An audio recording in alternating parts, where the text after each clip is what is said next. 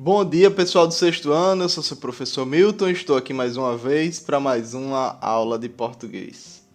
Pessoal, na última aula eu passei um exercício para vocês fazerem lá na página 169. A gente leu o texto e eu passei o exercício, né? Vamos corrigir o exercício? Vamos lá? Abram o livro de vocês na página 169. O livro de língua portuguesa na página 169 e vamos corrigir o exercício. A gente está no sétimo, né? A gente leu o segundo texto e vamos para o sétimo aqui. Vamos lá. Número 7. Transcreva a frase a qual se refere a expressão essa regra. Lá no segundo parágrafo. Seguindo essa regra. Transcrever do texto. Ó, pessoal, essa regra tá lá no segundo parágrafo, mas não significa que a resposta vai estar no segundo parágrafo, tá bem?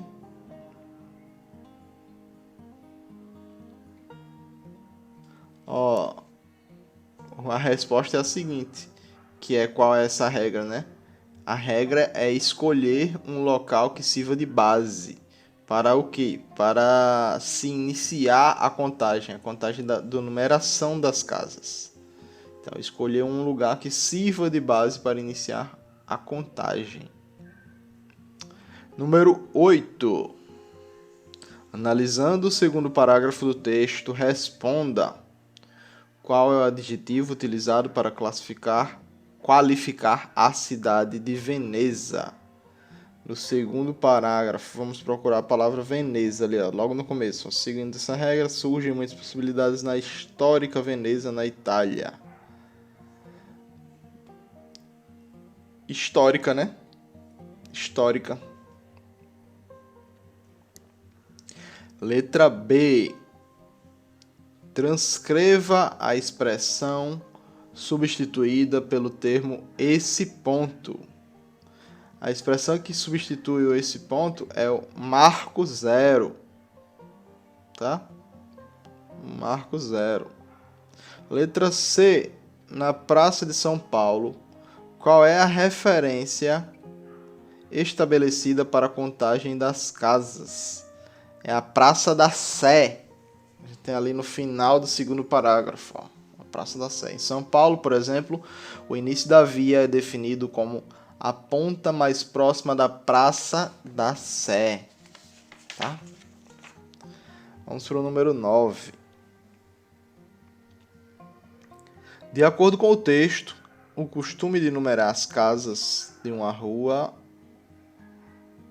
letra A, segue sempre o mesmo princípio para orientar os moradores, também visitantes. Letra B, começou na Europa, mas não existe uma forma comum a todas as cidades. Letra C, partiu da necessidade de identificar certos edifícios importantes dentro de uma cidade. Letra D, surgiu há pouco tempo com o crescimento das cidades e o aumento da população urbana. Letra E, pode criar algumas dificuldades em cidades onde as ruas não são paralelas entre si. Pessoal, a numeração das causas causa dificuldade ou facilidade? Facilidade, né? Então, letra E é falso. Surgiu há pouco tempo. No próprio texto a gente viu que não surgiu há pouco tempo.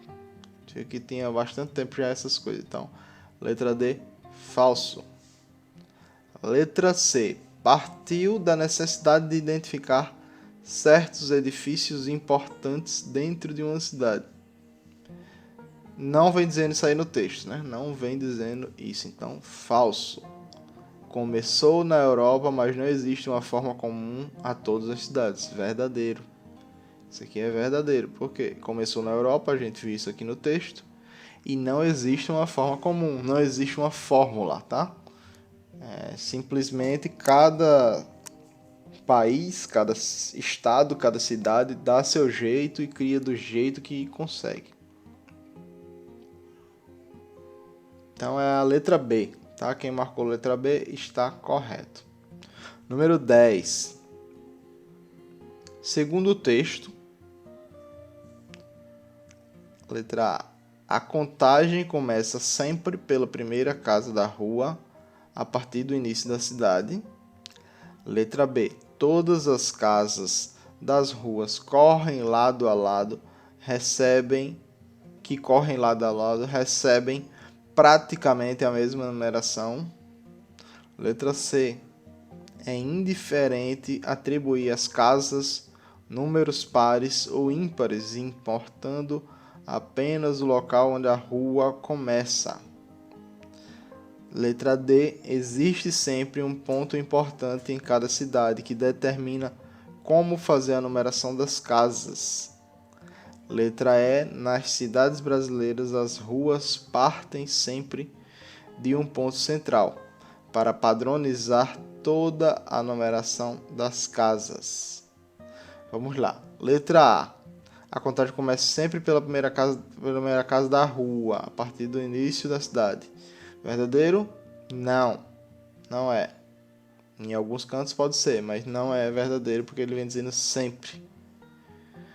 Todas as casas das ruas que correm lado a lado recebem praticamente a mesma numeração.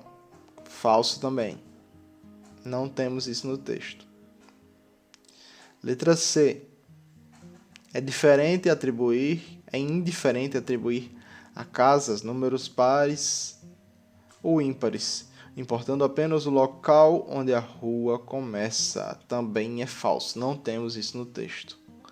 Letra D. Existe sempre um ponto importante em cada cidade, que determina como fazer a numeração das casas. Isso. Tem sempre o marco zero. O marco zero é esse ponto importante que começa a contagem, tá certo? E nas cidades brasileiras, as ruas partem sempre de um ponto central para padronizar toda a numeração das casas. Também não é verdadeira essa daí, tá?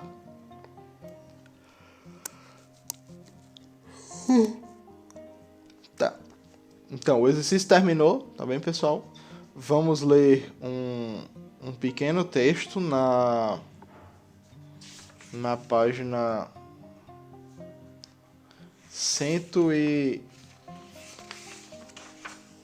171 e vamos responder em conjunto esse exercício, se der tempo, tá bem?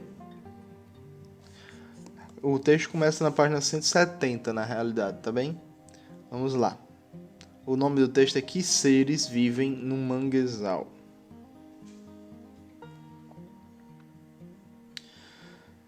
Vamos.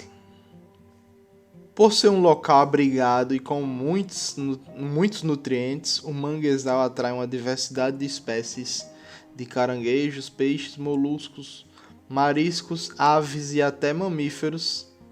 Muitos desses animais não vivem exatamente lá.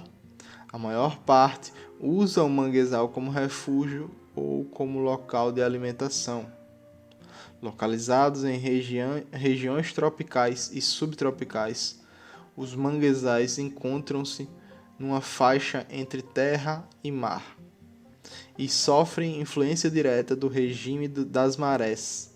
Na maré alta se enchem de água, na baixa secam, tornando-se um grande lodaçal, com camadas de lama que podem atingir até 15 metros de profundidade.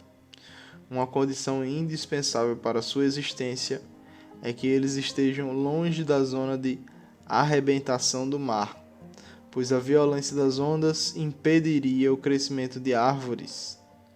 Outros fatores essenciais são a pequena variação da temperatura e uma boa quantidade de chuvas anuais. Aí temos aqui o dicionário, né? Lodaçal, lugar onde a grande quantidade de lodo, um atoleiro ou lamaçal. E temos as fotos aqui de um mangue, até uns mangue bem bonitos, né? Vamos para a outra página, né? Continuando o texto. O Brasil conta com uma das maiores extensões de manguezais do mundo. Do Amapá a Santa Catarina são cerca de 10 mil quilômetros, quadrados desse habitat. 3 tipos de árvores constituem a maior parte da vegetação desses locais, acompanhadas por pequeno número de outras plantas, como gramíneas, samambaias, bromélias e hibiscos. O emaranhado das raízes forma um abrigo natural para animais marinhos se esconderem de seus predadores. Durante muito tempo, os manguezais foram mal vistos, pois eram associados aos mosquitos transmissores de doenças como a febre amarela e a malária. Atualmente, porém, é reconhecida sua grande importância ecológica. Tá bem? Vocês sabiam, pessoal, todas essas características, todas essas curiosidades de um manguezal? Tem um mangue perto da gente, né? A Maré, ali perto da Ilha do Bispo, perto da escola da gente, temos um manguezal. É comum a gente ver isso aqui em João Pessoa, não é algo raro, não, tá? Então, vocês sabiam que tinha toda essa diversidade de bichos, toda essa diversidade de plantas, toda a fauna bem equilibrada? É bem interessante, né? E também o fato de que antigamente o pessoal enxergava esse local como um local de transmissão de doenças por causa dos mosquitos. Realmente tem bastante mosquito, né? Por lá, mas os mosquitos vêm exatamente pela diversidade de bichos, de plantas que tem no local e não para transmitir doenças.